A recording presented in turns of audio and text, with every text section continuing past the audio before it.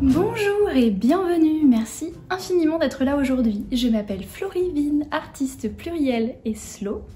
Et aujourd'hui, j'ai envie de vous parler d'un sujet qui est la place de la créativité en fait dans notre quotidien et plus spécifiquement la notion de vivre de notre activité créative versus vivre en créant.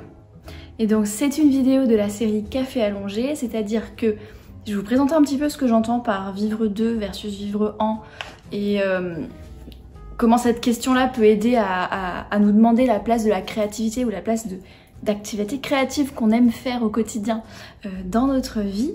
Et je vais aller plus en détail sur le sujet, notamment avec mon propre questionnement d'artiste indépendante sur le sujet en podcast dans les bulles nomades. Ce sera la bulle nomade 152, donc je mets le lien sous la vidéo. Et si le thème vous intéresse et que vous avez envie de m'entendre développer davantage le sujet, je vous invite à aller voir ce podcast. Donc c'est quoi cette notion de vivre de versus vivre en? En gros, la subtilité, c'est que vivre de notre activité créative, donc dans mon cas, vivre de mon art, ça sous-entend que la majorité de mes revenus, voire l'ensemble de mes revenus financiers, dépendent de mon art. Vivre de mon art, ça veut dire que grâce à mon art, je paye mes factures, je paye mon loyer, je peux vivre. Et vivre en créant mon art, ça veut dire que je me construis une vie où j'ai du temps, de l'énergie créative, un moment dans ma journée qui me permet de continuer à créer mon art, de créer chaque jour, de m'améliorer, d'apprendre, etc.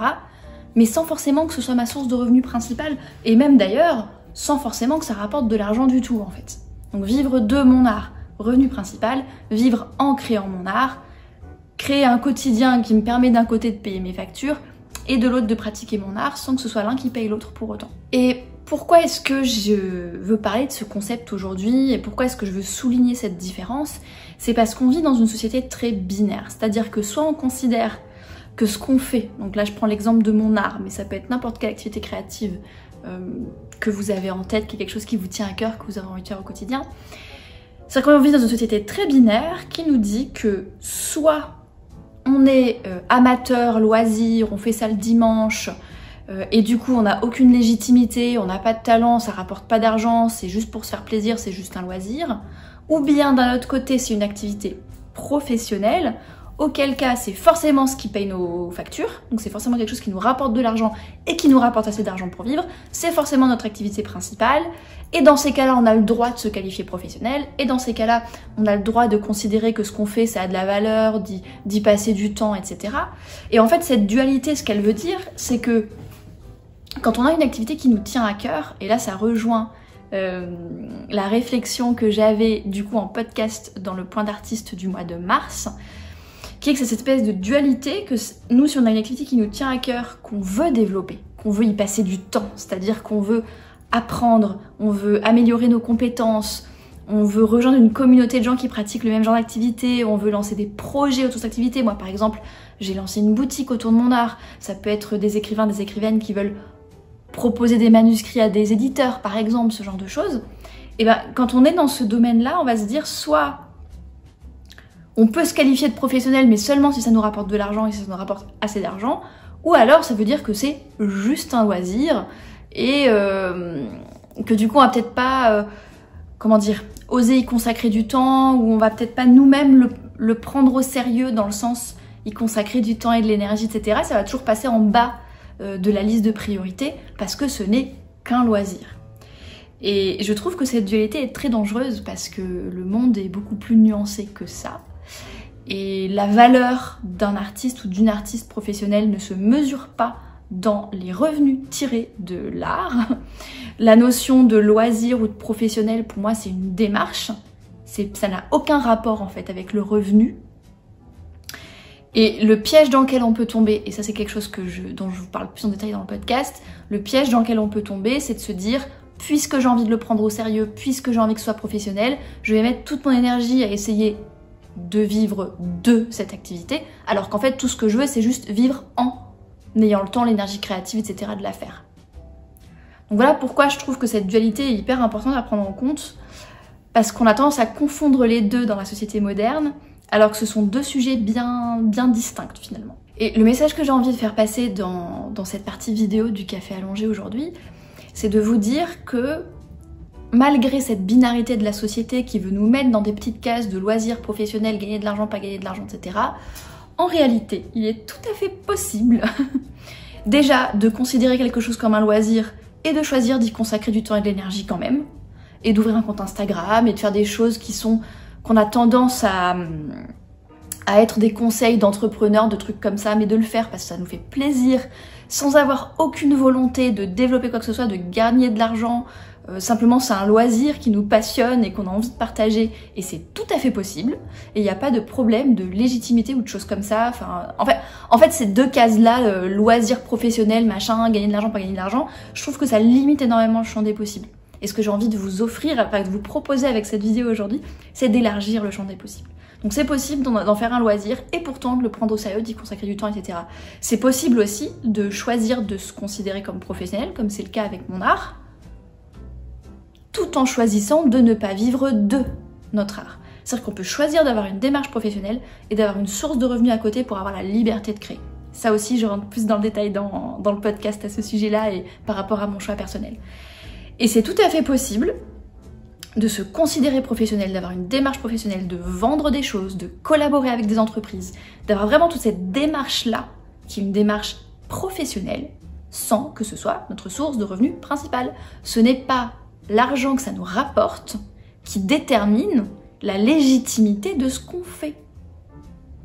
Et pourquoi je trouve ça intéressant de faire cette distinction pour soi, hein, pour vous, si vous regardez cette vidéo et que vous avez une activité créative à laquelle vous voulez faire de la place dans votre vie, c'est que quelque part, en tout cas moi c'est mon cas, je sais que par défaut, j'ai tendance à me dire que c'est plus important ce qui rapporte de l'argent. Et que si du coup, j'ai une démarche professionnelle de mon art, mais que j'essaye pas de gagner de l'argent avec, ou j'essaye pas d'en faire mon revenu principal, et ben ça va tomber tout en bas de la liste de priorités. Et moi, c'est un petit peu la cause de tout le questionnement que j'ai depuis quelques semaines par rapport à la place de l'art dans ma vie et de ma définition pour moi-même d'être une artiste indépendante.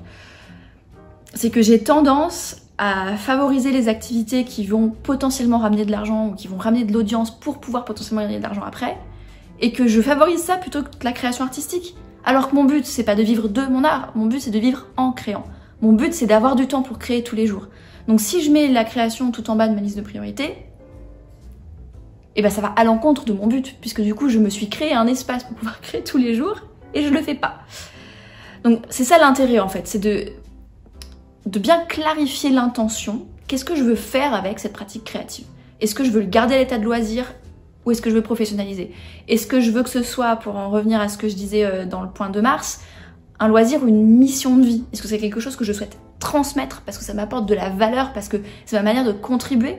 Ou est-ce que c'est juste que je kiffe créer et que j'ai pas envie d'aller plus loin que ça? Et puis ensuite, est-ce que j'ai envie de gagner de l'argent avec? Est-ce que j'ai envie que ça remplace mon travail?